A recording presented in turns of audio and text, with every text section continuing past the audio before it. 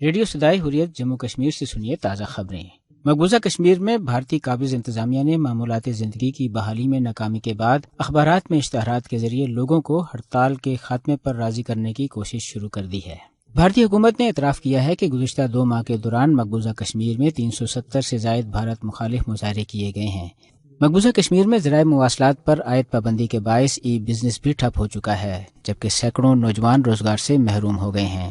گزشتہ 2 ماہ سے جاری نامساعد اور غیر یقینی صورتحال کے باعث تعلیمی اداروں میں بھی تعلیمی سرگرمیاں بالکل ٹھپ ہیں، لیکن اس کے باوجود Kashmir board of school education نے 10ویں اور 12ویں جماعتوں کے سالانہ امتحانات کے لیے ڈیٹ شیٹ جاری کر دی ہے، جس کی وجہ سے طلبہ سخت پریشان ہیں۔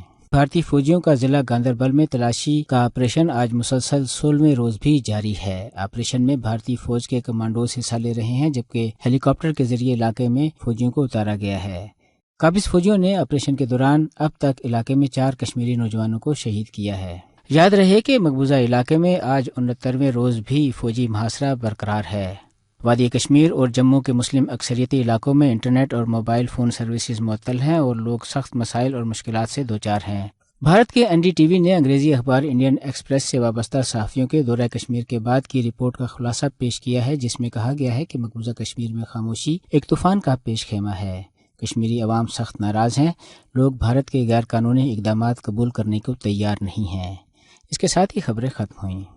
مقبوضہ کشمیر پہلے سے ہی دنیا کا سب سے زیادہ فوجی تعیناتی والا علاقہ ہے، تاہم کشمیر کی خصوصی حیثیت ختم کرنے کے بعد بھارت نے مزید فورسز تعینات کر کے ریاستی عوام کو محصور کر رکھا ہے۔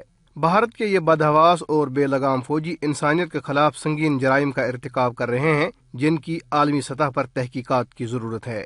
اس حوالے سے سنتے ہیں حریت فورم آزاد کشمیر شاخ کے کنوینر سید فیض نقشبندی کی گفتگو۔ 5 اگست سے چند دن پہلے بھارت نے مقبوضہ کشمیر میں مزید فوجوں کا اضافہ کیا۔ پہلے ہی وہاں 8 لاکھ سے زائد بھارتی افواج تعینات ہیں اور 1,75,000 بھارتی افواج کا اضافہ کر کے مقبوضہ کشمیر کو دنیا کا ہائیسٹ ملٹرائزڈ زون بنا دیا۔ اس وقت گمبھیر سچویشن ہے اور ہم اقوام عالم سے اپیل کرتے ہیں کہ اپنے وفود مقبوضہ کشمیر فی الفور بھیجے جائیں تاکہ یہ ظلم و ستم رک سکے اور جو یہ ہیومن رائٹ وائلیشنز ہیں، جو یہ تشدد ہے، جو یہ اسٹیٹ ٹیررزم ہے، یہ منظر عام پہ آ جائیں۔ اگر اقوام متحدہ اپنی کھوئی ہوئی ساکھ بحال کرنا چاہتا ہے تو اس کو کشمیریوں کے ساتھ حق خود ارادیت کا وعدہ پورا کرنا چاہیے۔